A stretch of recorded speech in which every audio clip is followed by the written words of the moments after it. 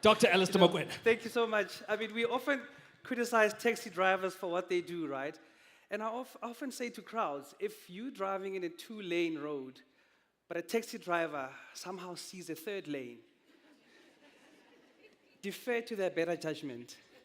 Make room for diversity, equity, and inclusion. Put yourself in their shoes and think about their business model for a second. Their trips, the number of cycles they make between Soweto and Sandton every day, that's how they make their money. They have a daily target. And sometimes the cycles aren't enough for them to earn a living that day. So, when you wonder about this laundry list of stuff, and you say, but how do you do it? How many hours do you have in a day? It brings me to a subject which is, a lot of us are tempted to think about work-life balance. Because when we think balance, we think Lady Justice, right? The scale, 50-50. It's work-life integration.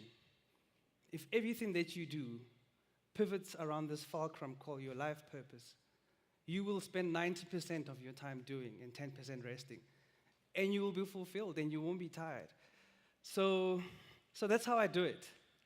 But thank you very much for having me here. Welcome to the world of complexity, but also welcome to the world of anxiety. The State of the World Mental Report 2024 tells us we're living in a state of anxiety. And the question is, how do you market to an anxious world? The geopolitical situation around us says to us we're failing to silence guns. The report card on the world's SDG goals tells us 80% of our SDGs are off track. Now, how is that when all our problems are men and women made? It takes us to solve those problems. But there's still inequality in the world. There's still disparity. There's still inequities. I mean, in South Africa, we have 10% of the population going to bed hungry every night. Yet 10 million tons of food goes to waste. And all of us here are creative people with access to technology.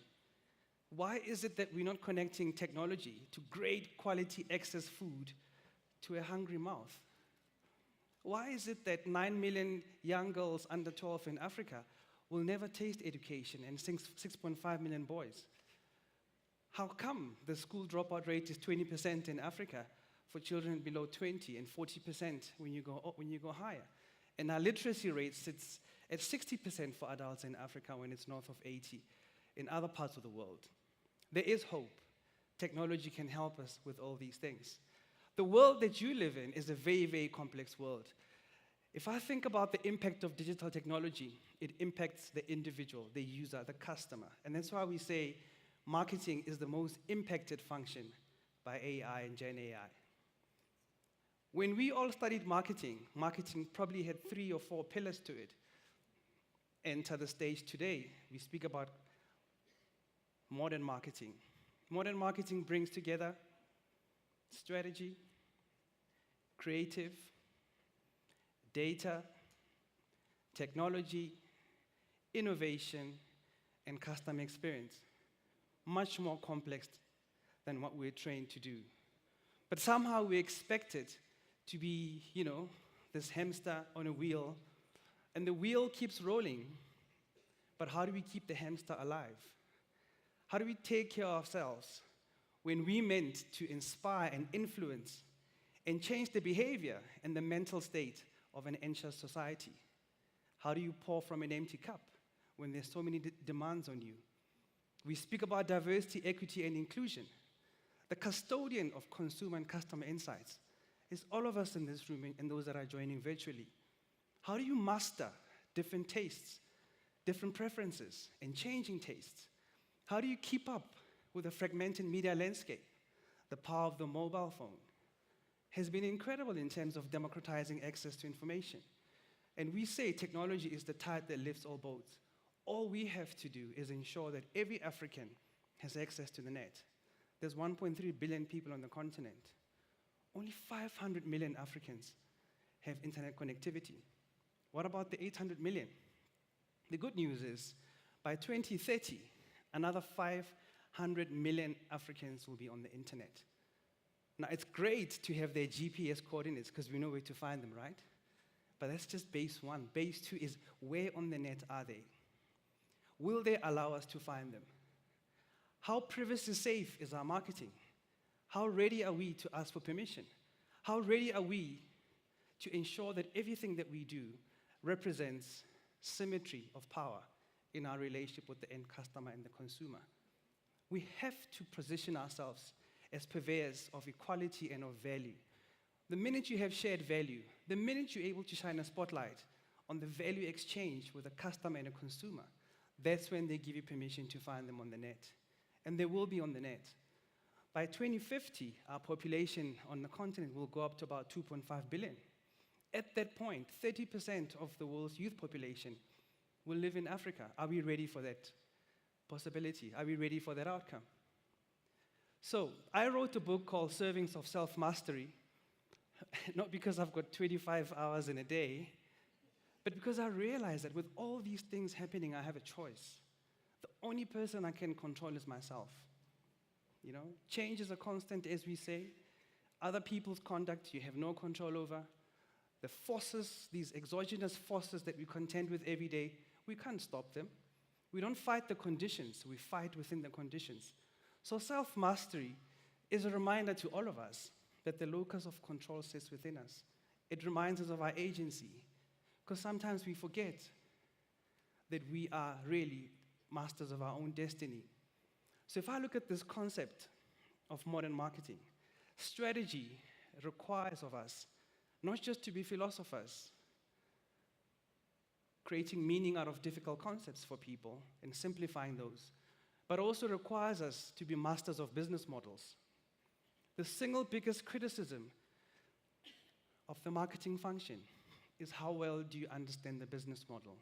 And what is a business model? How do we make money? Put differently, value creation, value destruction. If you're a marketer, the criticism you face in your organization is, but you're the face of the organization, you're the custodian of the consumer, you're supposed to help us identify future revenue streams, you're supposed to lead the charge when it comes to innovation, you're supposed to be the captain of the team that talks about value creation. For that to happen, we've got to think that the chain has all these links and marketing is one link, but the marketer has to understand all the links in the chain and create a proposition and a vision and a compelling dream that everybody pivots around and rallies around. And that takes some doing. It requires us to be present. It requires us to be better listeners than speakers. Also reminds us that speech is silver when silence is golden. Creative expects us to be enthusiastic storytellers. For us to be storytellers, we have to pay attention. We have to imagine. We have to create. We have to have empathy. We have to be able to transcend current reality and paint a future that we desire. Creative also requires us to have a burning fire inside us to solve problems, and compelling and significant problems that will make the world a better place. But how do we do that if we don't embrace diversity and make time and space for everybody? And how do we do that if we don't spend our time ensuring that we fight the single biggest enemy of time today, which is useless content? We had a great presentation on TikTok about amazing content. Also from the Brave group just now about people are time poor.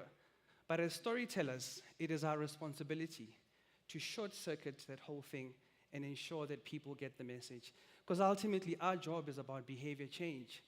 It's about impact. It's about results. So we need to make the circle bigger for us to be great creatives. Data requires us to be scientists and analysts. Data requires us to be present and connect the dots. Do we believe that magic can come out of data? Are we positioned with the right tools to crunch all this big data and get the best insights out of it?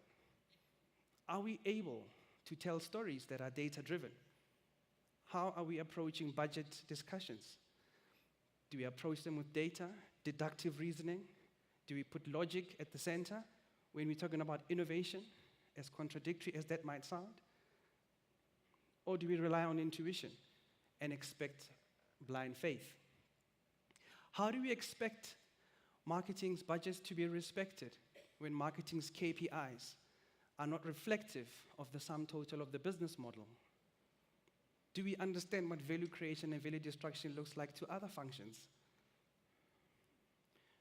I've recently been involved in communications and in discussions and roundtables with CEOs, with CFOs, with supply chain, as well as procurement leads, understanding how do we solve for much better harmony?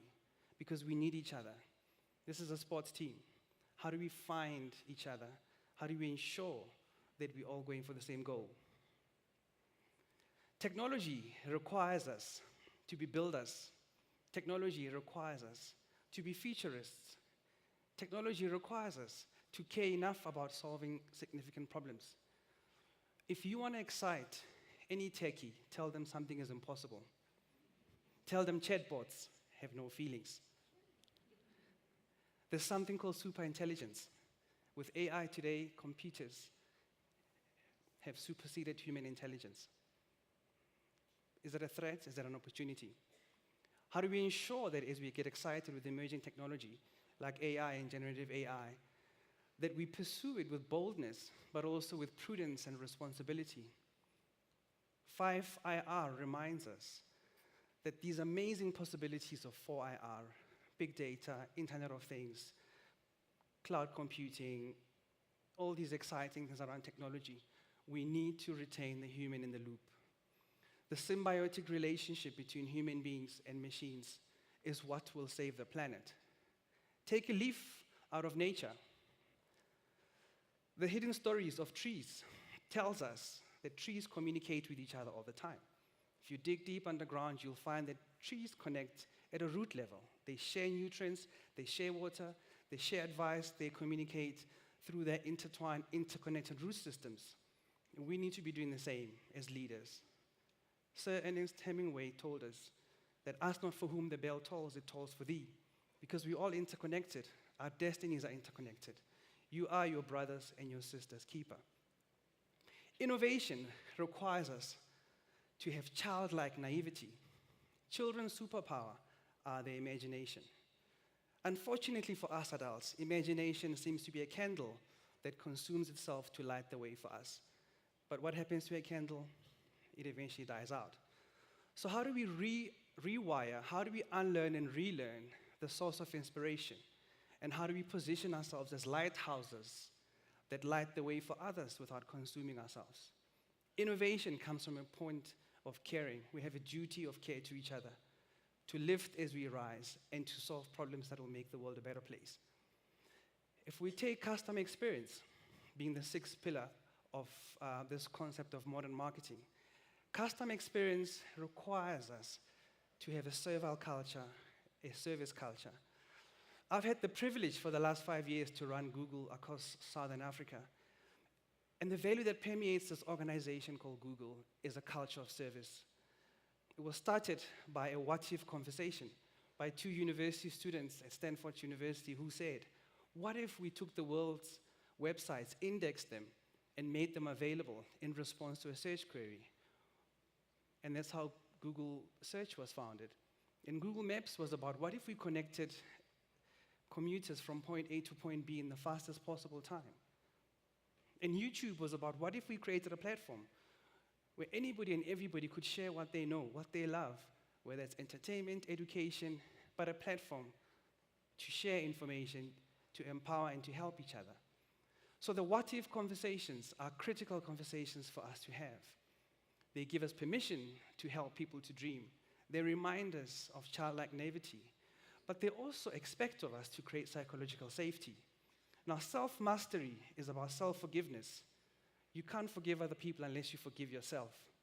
Experimentation and failure requires you, A, to be resilient. Resilience is not being an ostrich with your head in the sand.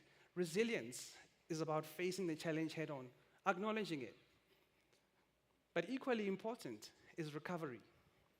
Be like the Springboks, who in the first half are trailing in their most important game. We all know, right? That's why we're anxious. We're playing Argentina in 2 days' time. But the Springboks are able to find their second wind and pick themselves up in the last dying minutes of the game and win. So resilience and recovery are very important. And as we think about creating a permissive culture, remember, slow and steady wins the race. Have a wingmate with you. Don't go it alone. Make room for everybody. Serve a higher purpose. It is in giving that we receive. Give value, be honest, and good luck. Thank you.